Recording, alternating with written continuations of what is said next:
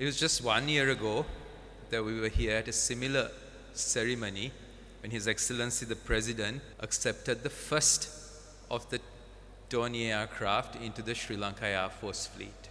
Our neighboring friends were gracious enough to assist us.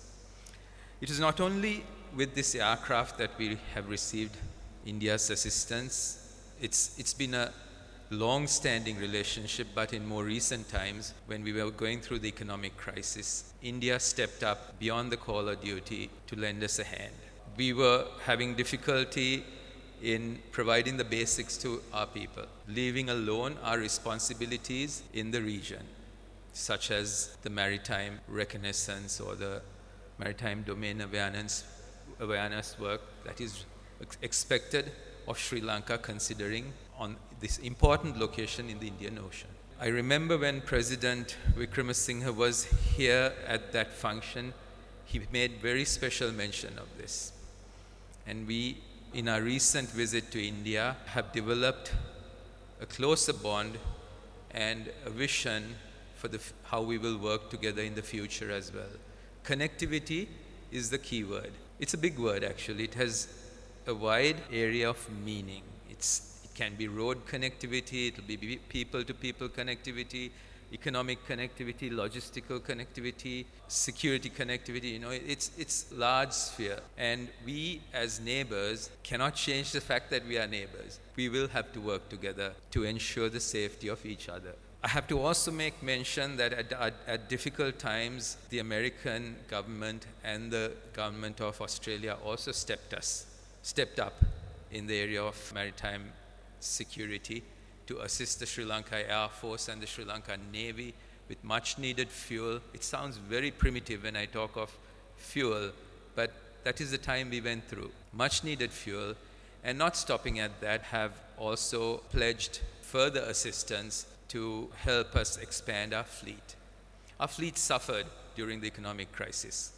It wasn't only the people, but many other things suffered, and along with that came the difficulties of fleeting the Sri Lanka Air Force. Our aircraft were want of overhaul. We had to refleet to keep up with technology and the modern requirements, and this entire program has suffered. So again, I must say we are very grateful to India for supporting us through this. You were the first to step up, and as always, we are very grateful to you for that. There was, in the previous speeches, the value of maritime reconnaissance and our responsibility in the maritime domain. It's actually a little beyond that. Okay, in one way, you have to ensure the security.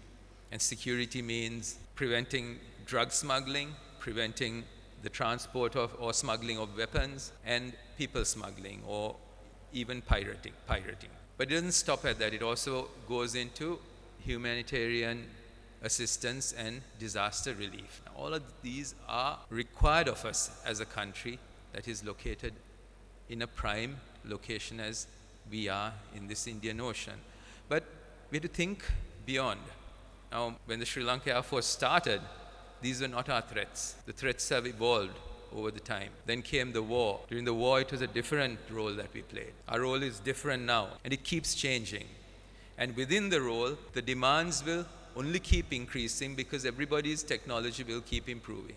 So it's important that we, as a country, strategize our requirements for the future, the defense requirements of the three forces of Sri Lanka. We need to start thinking of that. We need to start thinking of how we modernize our armies, what our strategies would be, and we will be starting on that work, or we have started on that work as we speak.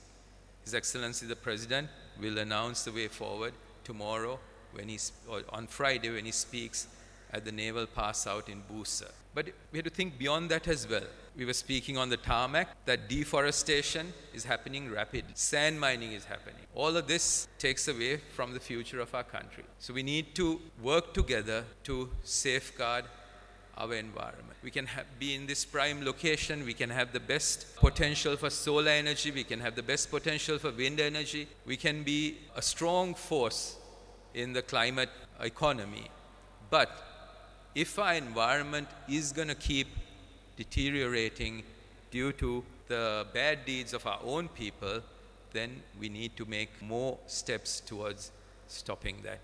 So the Air Force, the Navy, the Army, along with the other agencies that are tasked with these, will have to work together, coordinate together to ensure that we safeguard the environment for the future of our country and for the future generations.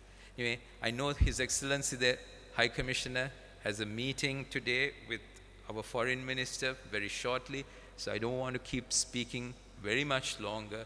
Just want to say thank you again, and thank you very much to the Sri Lanka Air Force for the efforts you have taken since the war to safeguard this country.